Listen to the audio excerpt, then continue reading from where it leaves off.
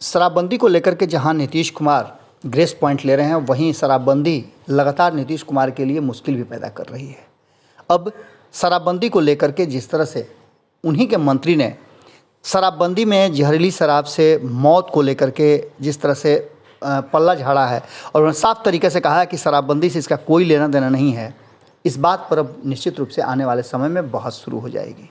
आपको बता दें कि शराबबंदी को लेकर के नीतीश कुमार ने कई ऐसे नियम बनाए हैं, कई समीक्षाएं हुई है और लगातार समीक्षा होती रही है। शराबबंदी में ड्रोन से शराबबंदी की देख रेख करना, उद्भेदन करना, इसके साथ हेलीकॉप्टर से शराबबंदी का उद्भेदन करने और पकड़ने के लिए अवैध शराब को, ये सारी प्रक्रिया सरकार की तरफ से की जा रही है और नीतीश कुमार इस पर ज़बरदस्त ढंग से अपनी बातें रख रहे हैं।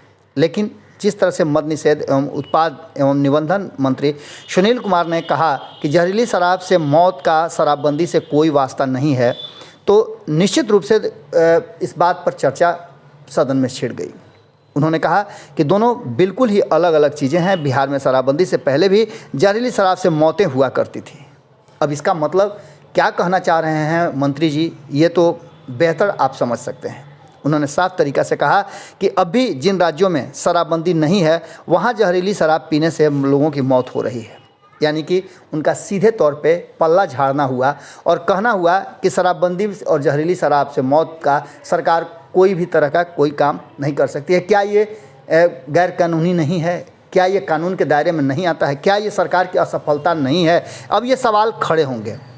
लेकिन इन सब के बीच में उन्होंने शराबबंदी की कामयाबी को खूब भुनाया है और कहा कि शराबबंदी कानून के उल्लंघन पर दूसरे राज्यों में 7,000 लोग गिरफ्तार और अब तक 230 कर्मी बर्खास्त हुए हैं। उन्होंने कई आंकड़े दिए। उन्होंने कहा कि 16 साल में लगभग 19.5% लोगों ने शराब छोड़ी है। इस बात को नीरज कुमार ने उनका सपोर्ट किया और पूरे आंकड़े बताए। नीरज कुमार ने आंकड़ों के साथ मंत्री जी का कहीं ना कहीं समर्थन किया और पक्ष लिया।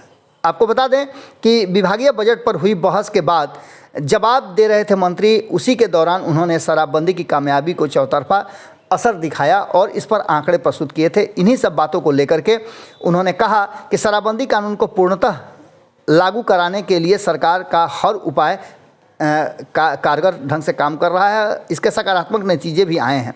जिंदगी, परिवार, समाज यानी हर स्तर पर शराबबंदी के बहुत बेहतर परिणाम आए हैं और जिसे देखा जा सकता है। इसके बाद आंकड़ों के दृष्टि से कहीं ना कहीं नीरज कुमार ने इन सारी बातों को समझाने का प्रयास किया। उन्होंने कहा कि फैमिली हेल्थ सर्वे के अनुसार 2005-06 में बिहार में 35% लोग शराब पीते थे। 2019-20 की इस सर्वे रिपोर्ट के अनुसार ये ब्यौरा 15.5% का है। शराब के बाद लोगों के जीवन स्तर में काफ़ी सुधार हुआ है। 13.5% लोगों ने शराब छोड़ी है। नेशनल फैमिली हेल्थ सर्वे के मुताबिक 2015-16 में 29% लोग शराब पीते थे। उन्होंने कहा कि शराबबंदी के बाद करीब 2 करोड़ लोगों ने शराब पीनी छोड़ दी है। अब इन आंकड़ों के बाद एक मामला तब सामने आ गया जब कांग्रेस के डॉक्टर समीर कुमार ने कहा कि शराबबंदी के बाद लोग गांजा और अन्य तरह के मादक पदार्थों का सेवन करना शुरू कर चुके हैं और इस पर सरकार की कोई निगरानी नहीं है, कोई अंकुश नहीं है। उन्होंने कहा कि लड़कियां भी गांजा पीने लगी हैं। सस्ता नशे के कारण चौतरफा उपलब्ध है, इस पर भी रोक लगे। अब देखने वाली बात होगी कि शराबबंदी और जहरीली शराब दोनों को अलग करके मंत्री जी क्या कहना चाहते हैं और क्या ये सरकार का पल्ला झाड़ना नहीं हुआ? आप क्या सोचते हैं? अपना जवाब जरूर दीजिएगा। बहुत बहुत धन्यवाद। अगर ये वीडियो पसंद आई और वह बिहार के राजनीति और बिहारियत से सरोकार रखेनी तो सब्सक्राइब बटन दबा के चैनल के सब्सक्राइब कर ली। ओजे एगो घंटी बा, ओकरा बटन दबा देला से कुल सटीक और मारक खबर रुआ मुफ्त में मिल जाई। अगर रुआ पत्रकारिता के हमनी के नया प्रयोग में सहयोग कर चाहतानी तो ज्वाइन बटन दबा दी। पेटीएम नंबर नोट कर ली 9386816700। धन्यवाद।